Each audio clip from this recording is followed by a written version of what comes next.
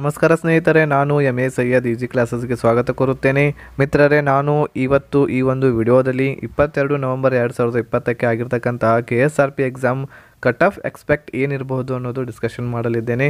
So ಮಿತ್ರರೇ, ನಾನು ಒಂದು ಎಕ್ಸಾಮ್ ಆದ ತಕ್ಷಣ ಒಂದು ಪೋಲ್ ಹಾಕಿದ್ದೆ. ಸೊ ಆ ಪೋಲಿನಲ್ಲಿ ಸರಿಸುಮಾರಾಗಿ 1,000 ಜನ ಪೋಲ್ ಕೂಡ ಮಾಡಿದರು, ತಮ್ಮ ಮಾರ್ಕ್ಸ್ಗಳು ಎಷ್ಟಿವೆ ಅಂತೇಳಿ. ಸೊ ಅದನ್ನು ಸಹ ನಾನು ಇವತ್ತು ನಿಮಗೆ ಇಲ್ಲಿ ತಿಳಿಸಿಕೊಡಲಿದ್ದೇನೆ. ಸೊ ಯಾವ ಕ್ಯಾಟಗರಿಯಲ್ಲಿ, ಸೊ ಯಾವ ರೇಂಜಿನಲ್ಲಿ ಮಾರ್ಕ್ಸ್ಗಳನ್ನು ವಿದ್ಯಾರ್ಥಿಗಳು ಪಡ್ಕೊಂಡಿದ್ದಾರೆ ಅಂತೇಳಿ. ಸೊ ಮಿತ್ರರು, ನೀವು ಇದುವರೆಗೆ ನಮ್ಮ ಚಾನಲ್ ಮೇಲೆ ಸಬ್ಸ್ಕ್ರೈಬ್ ಮಾಡದೇ ಇದ್ದರೆ ಸಬ್ಸ್ಕ್ರೈಬ್ ಬಟನ್ ಮೇಲೆ ಕ್ಲಿಕ್ ಮಾಡಿ, ಅದೇ ರೀತಿ ಬೆಲ್ ಐಕಾನನ್ನು ಸಹ ಕ್ಲಿಕ್ ಮಾಡಿ ಇದೇ ರೀತಿಯಾದಂತಹ ವಿಡಿಯೋಸ್ಗಳ ನೋಟಿಫಿಕೇಷನನ್ನು ಪಡೆಯಲು. ಮಿತ್ರರೇ, ನಿಮಗೆ ಗೊತ್ತಿರುವ ಹಾಗೆ ಈ ಒಂದು ಕಟ್ ಆಫ್ ನಾನು ಪ್ರೀವಿಯಸ್ ಇಯರ್ ಆಗಿರ್ತಕ್ಕಂತಹ 2019ರಲ್ಲಿ ಆಗಿರ್ತಕ್ಕಂತಹ ಒಂದು ಕಟ್ ಆಫನ್ನು ನೋಡಿ, ಸೊ ಆ ಒಂದು ದೃಷ್ಟಿಕೋನದಲ್ಲಿ ವಿಚಾರ ಮಾಡಿ ಮತ್ತು 22ಕ್ಕೆ ಆಗಿರ್ತಕ್ಕಂತಹ ಎಕ್ಸಾಮ್ ಕ್ವಶನ್ ಪೇಪರನ್ನು ಅನಲೈಸ್ ಮಾಡಿ ಸೊ ಈ ನಿರ್ಧಾರವನ್ನು ತೆಗೆದುಕೊಂಡಿದ್ದೇನೆ. ಸೊ ಇದು ಅಂತಿಮವಾಗಿರೋದಿಲ್ಲ. ಸೊ ಇಲ್ಲಿ ವೇರಿಯೇಷನ್ಸ್ಗಳು ಆಗಬಹುದು.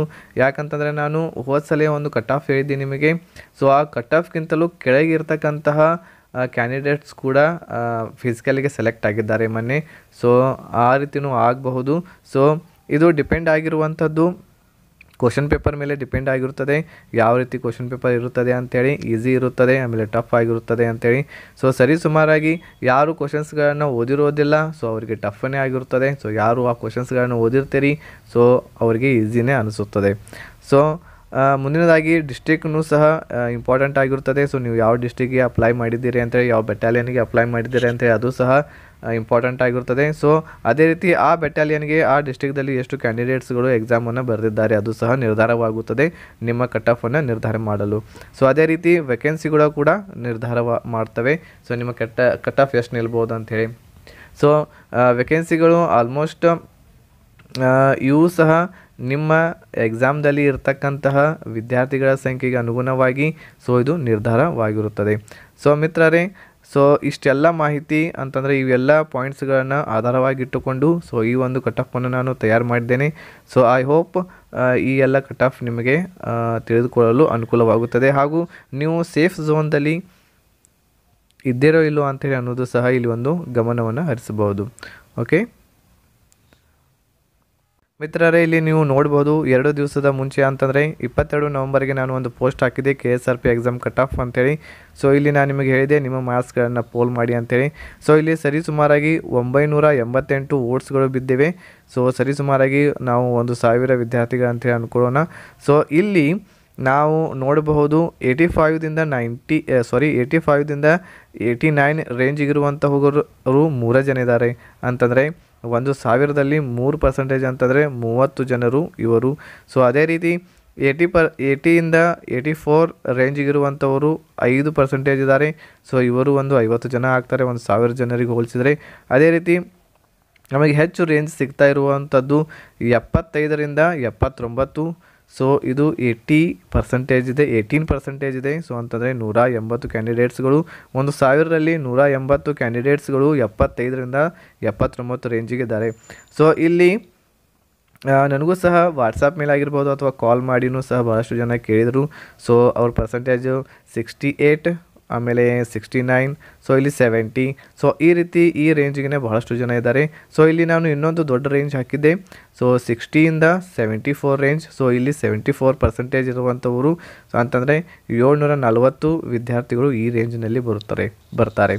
ಸೊ ಇಲ್ಲಿ ಇನ್ನೊಂದು ನಾವು ಗಮನ ಹರಿಸಬೇಕಾಗಿದೆ ಏನಪ್ಪ ಅಂತಂದರೆ, ಈ ಒಂದು ಎಕ್ಸಾಮ್ಗೆ ಬಹಳಷ್ಟು ಜನ ವಿದ್ಯಾರ್ಥಿಗಳು ಎಕ್ಸಾಮ್ಗೆ ಅಟೆಂಡ್ ಮಾಡಿರೋದಿಲ್ಲ.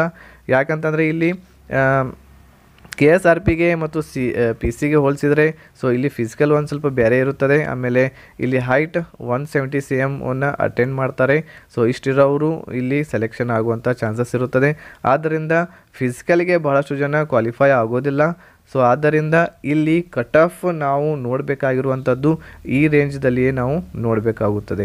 ಸೊ ಈ ಒಂದು ಆಧಾರದ ಮೇಲೆ ನಾನು ಒಂದು ಎಲ್ಲ ಕ್ಯಾಟಗರಿಗಳ ಮೇಲೆ ಒಂದು ಕಟ್ ಆಫನ್ನು ರೆಡಿ ಮಾಡಿದ್ದೇನೆ. ಸೊ ಆ ಕಟ್ ಆಫ್ ಏನು ಅನ್ನೋದನ್ನು ಈಗ ನಾವು ನೋಡೋಣ.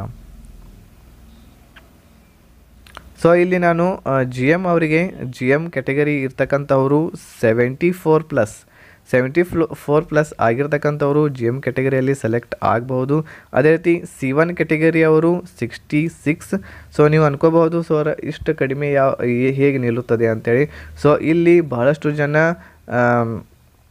ಫಿಸಿಕಲ್ದಲ್ಲಿ ಕ್ವಾಲಿಫೈ ಆಗೋದಿಲ್ಲ. ಸೊ ಆದ ಕಾರಣದಿಂದ ಬಹಳಷ್ಟು ಜನ ಫಿಸಿಕಲ್ದಲ್ಲಿಯೇ ಆಮೇಲೆ ಹೈಟ್ದಲ್ಲಿಯೇ ಬಹಳಷ್ಟು ಜನ ಹೊರಗೆ ಬೀಳ್ತಾರೆ. ಸೊ ಹೈಟ್ 168 ಆಮೇಲೆ 169. ಸೊ ಈ ಹೈಟ್ ಇದ್ರೂ ಸಹ ಇಲ್ಲಿ ಕ್ವಾಲಿಫೈ ಆಗೋದಿಲ್ಲ, ಇವರು ಡಿಸ್ಕ್ವಾಲಿಫೈ ಆಗ್ತಾರೆ ಈ ಒಂದು ರೇಂಜ್ದಲ್ಲಿ ಇರುವಂಥವರು.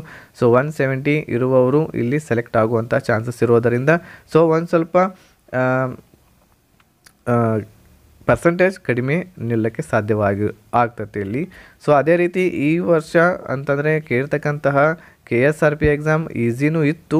ಸೊ ಆದರೆ ಇಲ್ಲಿ ಬಹಳಷ್ಟು ಜನರಿಗೆ ಎಕನಾಮಿಕ್ಸ್ ಕೇಳಿರುವಂತಹ ಕ್ವಶನ್ಸ್ಗಳು ಬಹಳಷ್ಟು ಬಂದಿರುವ ಕಾರಣದಿಂದ ಒಂದು ಸ್ವಲ್ಪ ಟಫ್ ಅನಿಸಿದೆ ಎಲ್ಲ ವಿದ್ಯಾರ್ಥಿಗಳಿಗೆ.